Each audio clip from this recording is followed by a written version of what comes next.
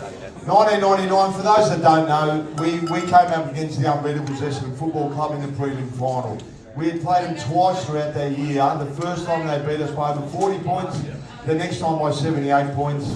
David Parkin described us as a B-grade team. No one ever imagined that we'd be playing Essendon in the prelim final. We get to the game. I'll never forget John Elliott. I loved him. The first time, to be honest, Jack, patted me on the back and goes, "You're Dave today, Cooter." I was like, "Oh my God, he knows my name."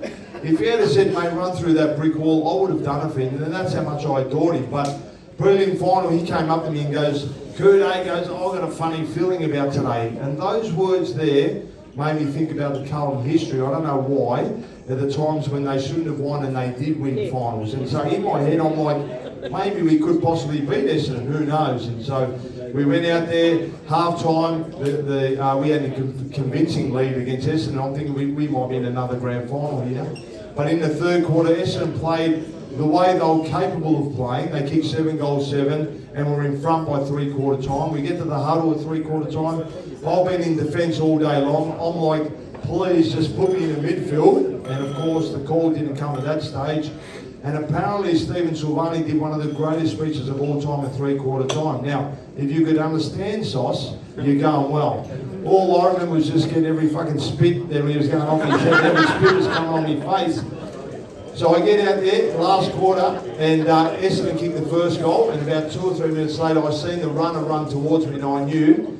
He goes, "Cootie, you're in the middle." And I went in there. Justin Murphy had the ball at half forward flank. I ran from the wing. I sprinted and Murph kicked that ball in. I took a mark, went back, kicked the goal, and it was on for young and old. And Mark Mercuri went for a shot. We were 2 points ahead. He would have kicked that 99 times out of 100. He really was mercurial. He was a wonderful player, Murph. He missed that. We kick it in. Dean Wallace grabs the ball. He wants to take on the mad dog, Fraser Brown, who puts on one of the greatest tackles of all time. And then we go on to win by 1 point. And for anyone that was there, was anyone there on that day? I was sitting with Essendon supporters. Oh, there you go. It was one of the, people say it was one of the greatest games. They didn't leave the crowd for 2 hours. No. I had so many messages of Essendon supporters crying and Carlton supporters celebrating. So it was an unbelievable day. Right, one more question over there. 2 more questions, Teddy.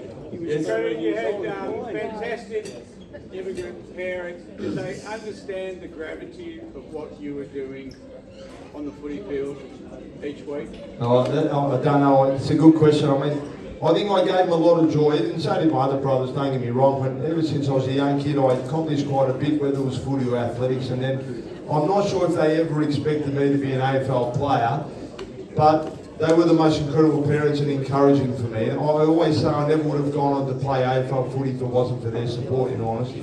One of the greatest photos I have up at Mum's house is the 2 people that I adored as leaders. And number one was my dad having a laugh with John Elliott with me holding a beer after he won the premiership in 1995. I don't think they ever expected to have a son who would go on to win a premiership. So as much as it was my greatest day of my life, I dare say it was probably their greatest day of their life as well. They were thrilled to be part of the Carlton Football Club when they were, to grow up here with no family. They came here on their own. My father had to flee Egypt and he came here on his own while his dad and brother and sister went to South Africa and 2 other brothers went to Greece. And my mum lost both her parents and came to Australia to see her brother.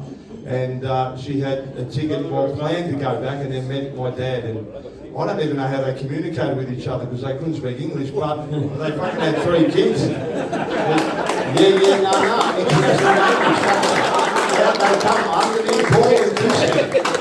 Last question down the front.